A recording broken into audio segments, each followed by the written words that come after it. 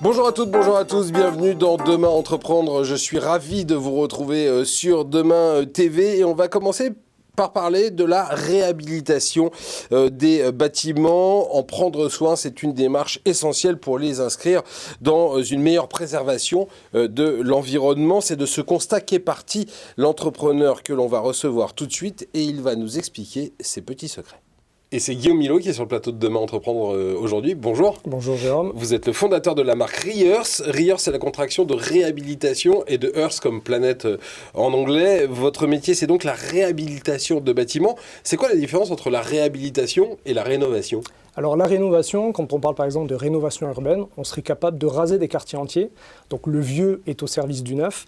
Alors que la réhabilitation, c'est différent. On prend un objet qui est ancien, on le modernise, et on essaie de garder le cachet de l'ancien. C'est toute la différence entre réhabilitation et rénovation. C'est faire du neuf, j'allais dire à l'intérieur, mais aussi à l'extérieur, tout en gardant finalement l'aspect d'origine du bâtiment. Et c'est aussi important parce que, notamment dans une ville comme Paris, évidemment, ça compte le charme. Comment faites-vous pour réussir à mener à bien la réhabilitation tout en préservant les ressources naturelles ?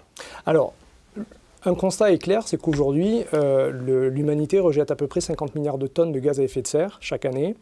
Et 10% de ces rejets sont directement liés à la fabrication du béton et de l'acier, qui sont les principaux matériaux constituants pour fabriquer des bâtiments neufs. Donc, on s'aperçoit très intuitivement que réhabiliter un bâtiment qui est existant, c'est beaucoup plus vertueux écologiquement, puisqu'on réutilise une structure qui est déjà existante pour le moderniser. C'est plus vertueux, mais parfois c'est beaucoup plus compliqué que de raser et de recommencer. On est complètement d'accord, et c'est la raison pour laquelle ce n'est pas une pratique qui est extrêmement répandue. C'est vrai qu'on a tendance à vouloir raser pour reconstruire plus neuf, parce que c'est plus simple. Est-ce qu'on peut réhabiliter toutes sortes de bâtiments, toutes sortes d'immeubles? On sait qu'il y a des années où franchement on a construit des choses qui n'étaient pas totalement géniales en termes d'isolation thermique, phonique, etc. etc. Est-ce qu'on peut les réhabiliter et les améliorer? Alors complètement.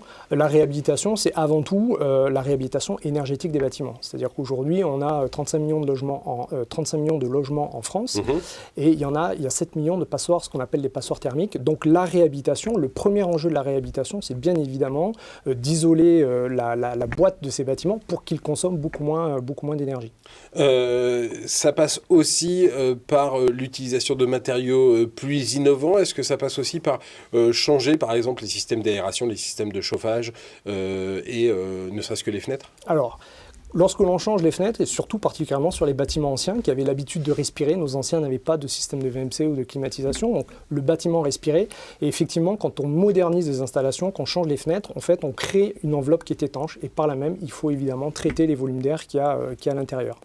C'est qui vos clients ? Est-ce que ce sont des grands gestionnaires de parcs immobiliers ? Est-ce que ce sont des municipalités ? Est-ce que ce sont des particuliers ? Alors, ce sont essentiellement des investisseurs institutionnels, qu'ils soient promoteurs privés, fonds d'investissement, bailleurs, mais c'est également des propriétaires de patrimoine, des communes. On trouve assez régulièrement des communes dans nos clients. Vous venez de sortir un bouquin avec des conseils. À qui il est destiné, ce bouquin ? Alors, ce livre est justement destiné à mes clients, donc aux investisseurs institutionnels principalement, et à ce que l'on appelle les maîtres d'ouvrage, c'est-à-dire les donneurs d'ordre, les décideurs, les porteurs de projets de réhabilitation, ce qu'on appelle couramment en France les maîtres d'ouvrage. Et donc, je décline une méthode en 10 étapes qui permet donc d'apprendre à piloter et manager une opération de réhabilitation, recruter ses partenaires, qu'ils soient architectes, bureaux d'études et entreprises. Et puis, j'amène aussi le lecteur à essayer de retrouver l'esprit des anciens bâtisseurs, qui est une idée assez chère à mon cœur, parce que je pense qu'aujourd'hui, les anciens bâtisseurs, ceux qui ont construit les pyramides d'Égypte ou les cathédrales en Europe, avaient une vision qui était ce que j'appelle une vision d'éternité, au-delà de leur propre existence.